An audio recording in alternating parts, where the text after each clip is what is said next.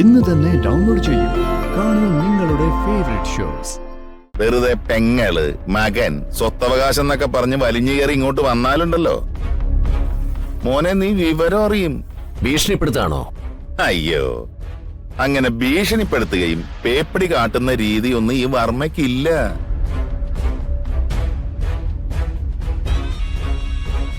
നല്ല അന്തസ്സായി പ്രവർത്തിച്ച ശീലമുള്ളൂ. കണ്ണി കണ്ടവരോടൊപ്പം ഇറങ്ങിപ്പോയി തറവാടിന്റെ അന്തസ്സും അഭിമാനവും തോലച്ച കുടുംബദ്രോഹിയാവള്. അവര് തമ്മിൽ കല്യാണം കഴിച്ചോ, ഒന്നിച്ച് ജീവിച്ചോ, അതോ ചത്തു മലച്ചോന്നൊന്നും എനിക്ക് അറിയേയില്ല. എനിക്കൊന്നും അറിയേം വേണ്ട. ഞാൻ ചന്ദ്രികയുടെ മകനാണെന്ന് എല്ലാവർക്കും അറിയാം. എന്റേതായ ഐഡന്റിറ്റി തെളിയിക്കാൻ എന്റെ കയ്യിൽ തെളിവുണ്ട്. എന്ന് നീ പറഞ്ഞാ പോരാ. ചന്ദ്രിക, അതായത് നിന്റെ അമ്മ എന്ന് നീ പറയുന്ന ആ അവളുണ്ടല്ലോ, അവൾ എന്റെ മുമ്പിൽ വന്ന് നേരിട്ട് പറയട്ടെ. എന്താ? അല്ലെങ്കിൽ ചന്ദ്രികയുടെ DNA റിപ്പോർട്ടും നിന്റെ DNA റിപ്പോർട്ടും എനിക്ക് കിട്ടണം. നടക്കുവോ?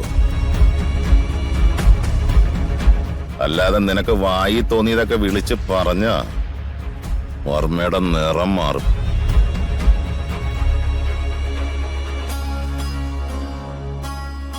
എടാ കൊച്ചനെ, നീ ഇനി കോടതിയിൽ കൊണ്ട് കേസ് കൊടുത്താലും എനിക്കൊരു ചുക്കുമില്ല. ഈ വർമ്മയ്ക്ക് വേണ്ടി ഫീസ് ഇല്ലാതെ വാദിക്കാൻ സുപ്രീം കോടതിയിൽ വരെ വക്കീലന്മാരുണ്ട്. അറിയോ നിനക്ക്? എന്റെ കയ്യിലെ സമ്പാദ്യം കണ്ടിട്ട് നീ ഇനി 100 കൊല്ലം കേസ് വാദിച്ചാലും അവസാനം നിന്റെ വിധി എന്താണെന്നറിയോ? ഗോപി. വർമ്മ സാറിനെ ഈ പ്രകാശനെ ശരിക്കും അറിയില്ല. നിങ്ങൾ അംഗീകരിച്ചില്ലെങ്കിലും നിങ്ങൾ നേരത്തെ പറഞ്ഞ രാജരക്തം ഒഴുകുന്ന വയറ്റിൽ തന്നെയാ ഈ പ്രകാശൻ 10 മാസം കിടന്നിട്ടുള്ളത്. അതിന്റെ വീറും വാശിയൊക്കെ ദാ നോക്ക്, എനിക്കുണ്ട്.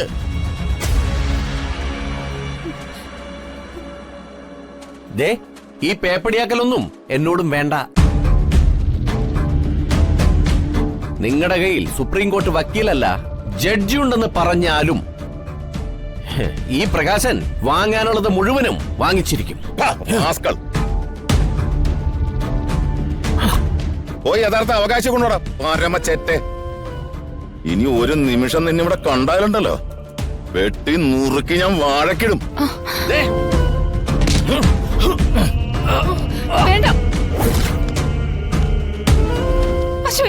എന്റെ മുഖത്ത് കഴിച്ചുകൊണ്ടുന്നോടാ. കേക്ക്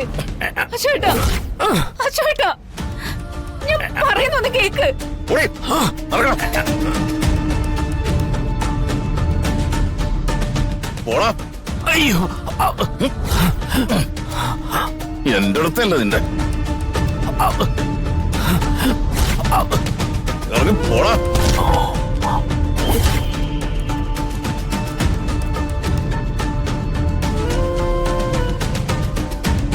ഇനി എന്റെ മുറ്റത്ത് നീ കാല് കുത്തിയ പറഞ്ഞതൊക്കെ ഓർമ്മയുണ്ടല്ലോ നിനക്ക്? ഇറങ്ങി പോടാ. നാണോ മാനോ ഇല്ലാത്ത അലവലാതി.